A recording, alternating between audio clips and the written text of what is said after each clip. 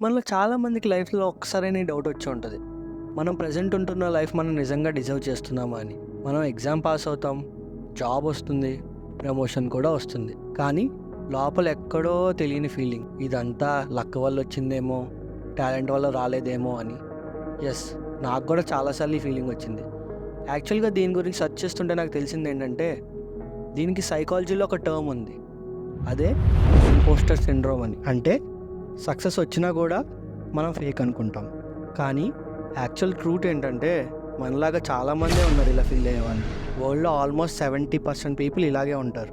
Engineers కానివ్వండి, doctors కానివ్వండి, actors కానివ్వండి, ఈవెన్ టాపర్స్ కూడా అలాగే ఫీల్ అవుతారు. యాక్చువల్గా ఈ డౌట్ వల్ల ఆపర్చునిటీస్ని చాలా మిస్ అవుతాం మనం.